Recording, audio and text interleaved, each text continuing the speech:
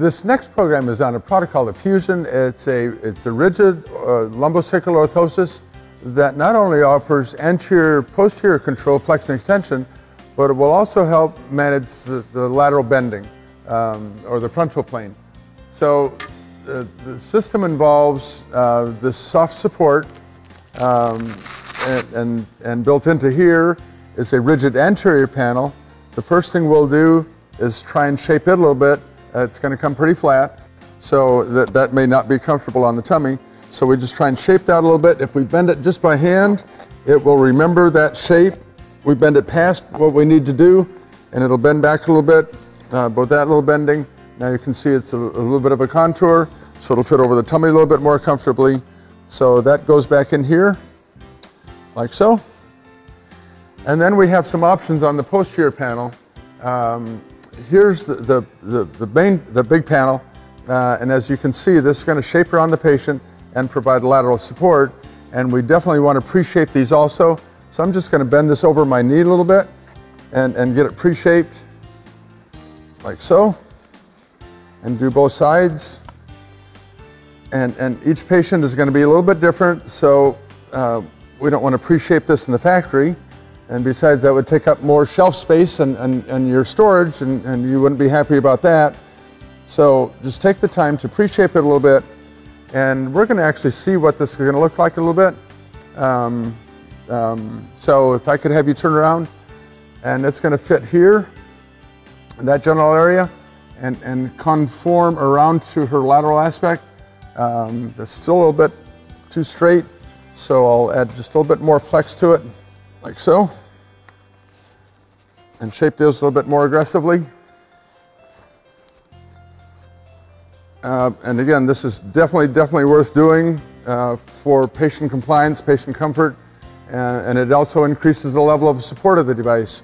So that looks much better. You can see that with a little bit of compressive support, this is going to wrap around the patient very nicely. So we can put this back on. By the way, they're labeled bottom and top. All core products have their label on the top, so we know this is the top. It's going to go on like this, and we just align this. There are 3 strips here. Just align it to the center strip and touch the Velcro down in the middle. And so the posterior panel is attached. As one of the options for a step-down brace, this brace also comes with a much smaller pad. So when you don't need the lateral support anymore, you don't need all that rigid control, you can take this out, and let me do that, and put this one in. This one can go either vertically like this, just touch it in, and it'll help maintain the spine. If for whatever reason you want a little bit of extra curve built into the spine, a little bit of extra lordosis, or you want to maintain that curve, you can put this in horizontally, and it'll help that posture. So that would be a step down. You'd start with this and use this as a step down, and then take out the anterior panel. So again, you're actually dealing with 4 levels of support, all built into one brace. So we'll start out with maximum support. This goes on the bottom, get that aligned, like so and so. Touch that down in the middle. And now, in any orthotic device, we want to start with the brace as large as possible. So here are the cinch straps. As opposed to fitting it with the cinch straps extended like this, make sure the cinch straps are put to the posterior, because then the brace is as long as it can get, and then we can use the cinch straps to bring the support into the patient. So these are positioned correctly. So we'll just start with this to the posterior.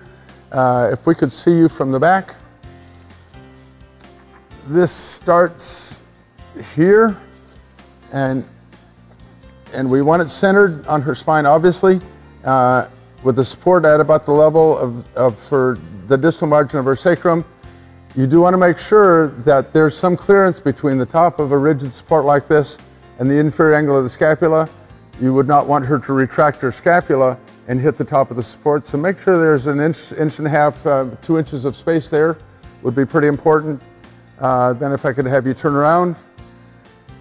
There's a thumb loop, and I'm going to ask the patient to do this. There's a thumb loop in one panel and a pocket in the other. So just put your hand in the pocket, your thumb loop there, and go ahead and do a crossover closure. pulling it out and just touching that down. Yep, that's excellent. That's great. That's perfect. Excellent. And in the process, teaching the patient at what height this should come. The bottom of the support should come just to the level of her symphysis pubis, and that appears to be the right height. Having it low enough will usually ensure that when the patient sits down, that the top edge of the device won't impinge into soft tissue, which would obviously be pretty uncomfortable. So now it's fit in the right location. Now this has 2 tabs on each side. So teach the patient how to apply compressive support using the bottom straps first. So she could pull that one out and that one and pull them away from your body. Yep, and then touch them down. They can overlap, is fine. However that turns out, that's great. And then the top 2 will be second. And she has some hip developments. You see there's more overlap here than here because her hips are wider than her waist, and that would be normal. And so it looks like we have clearance here. We have the right position here. If I can turn you around. We're still square on her spine.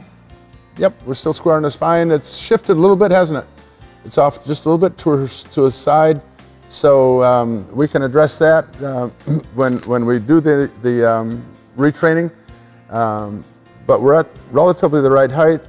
At this stage, I have one little correction to make sure it's square on her trunk. But now I want to already do some a test to make sure that it's at the right height. If I could ask you to sit down, please. And with the rigid panel in the front there, it's especially important that this come to the level of the groin, but not jab into the groin. And this appears to be just right. There's the bottom of the device. It's right at that level. If it were fit too low, it would jam into there and cause some discomfort. If it's fit too high, it can't support the spine as well, and you'd have the potential for impinging on soft tissue at the top of the brace. So that's exactly the right spot that it should be. So that's excellent. So let's go ahead and have you stand up. So the patient needs to know how to get out of this. When they remove the device, they should always remove the top compression support first and then the bottom straps. So take these top straps. And if you would, try and touch the Velcro down back here on the side, on both sides, yep. And then the bottom straps, and they should also be touched down. There you go. And go ahead and release that. Excellent. And she's now out of her device. If she puts the device down, the Velcro in the front should always touch something. So the rule is you always want to teach the patient how to manage the Velcro, or the Velcro will manage them. Yeah, right. So now she's going to try and put it back on for us and prove to us that she knows how to do that. So she'll get the posterior panel centered. And how she can do that on this device is it has a rigid panel here. Does the rigid panel come to the same spot on both sides, or is it rotated to the front on one side and to the back on the other? So she can palpate that, she can feel that. So from that point, do your closure. Again, thumb on one side and pocket on the other. Simple crossover closure, that looks great. And make sure it's at the right height. And that appears to be great. Then apply compression from the bottom up. And pulling out and touching down. And then the top.